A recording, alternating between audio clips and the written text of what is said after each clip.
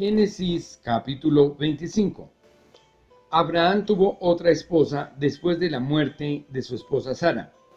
La segunda esposa se llamaba Setura. Sus hijos con ella fueron Simram, Joksán, Medán, Madián, Isbac y Sua. Joksán fue padre de Seba y de Dan. Los descendientes de Dedán fueron los asureos, los letuseos y los leumeos. Los hijos de Madián fueron Efa, Efer, Anoc, Abida y Elda. Todos estos fueron descendientes de Setura. Isaac heredó todo lo que Abraham tenía, pero a los hijos de las otras mujeres les dio Abraham su parte y los envió a vivir a la región del oriente. Abraham vivió 175 años en total y murió de muerte natural, cuando ya era muy anciano, y fue a reunirse con sus antepasados. Sus hijos Isaac e Ismael lo sepultaron en la cueva de Macpela, que está al oriente de Mamre, en el territorio de Efrón, el hijo de Zohar elitita. Este terreno era el que Abraham había comprado a los hititas. Allí fue sepultado Abraham junto a su esposa Sara. Después que Abraham murió, Dios bendijo a Isaac, que se había quedado a vivir junto al pozo El que vive y me ve. Estos son los hijos de Ismael, el hijo de Abraham, y de Agar, la esclava egipcia de Sara. En el orden de nacimiento fueron Nebaiot, que fue su hijo mayor, luego Sedar, Adbel, Mibsam, Misma, Duma, Masa, Adar, Temán, Getur, Nafis y Sedema. Estos son los nombres de los 12 hijos de Ismael, y con esos mismos nombres se conocieron sus propios territorios y campamentos. Cada uno era jefe de su propia gente. Ismael tenía 137 años cuando murió y fue a reunirse con sus antepasados.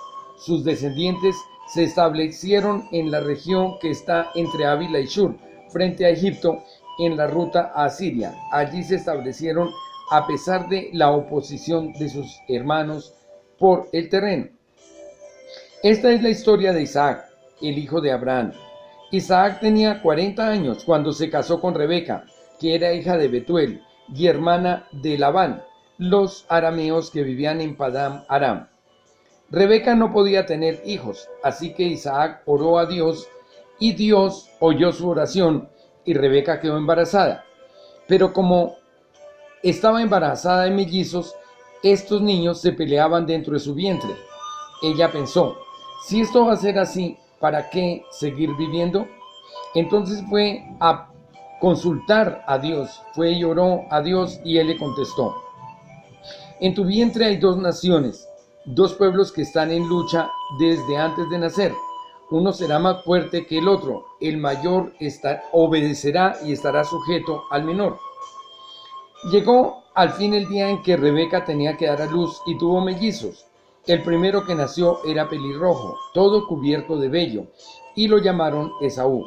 Luego nació su hermano agarrado del talón de Esaú con una mano, y por eso lo llamaron Jacob.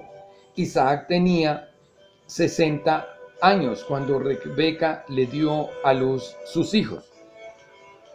Los niños crecieron.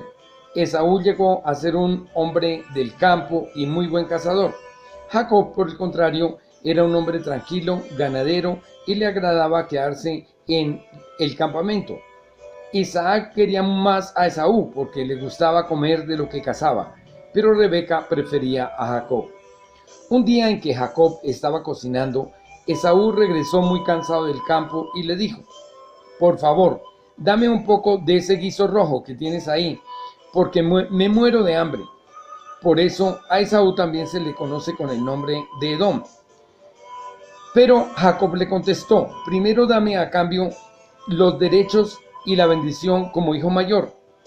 Entonces Esaú dijo, como puedes ver,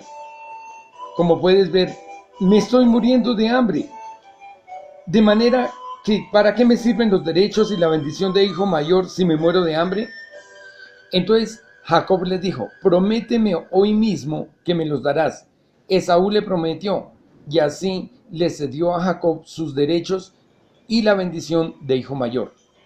Entonces Jacob le dio a Esaú pan y guiso de lentejas. Cuando Esaú terminó de comer y beber, se paró y se fue, sin dar ninguna importancia al negocio que había hecho con su hijo menor, con su hermano menor.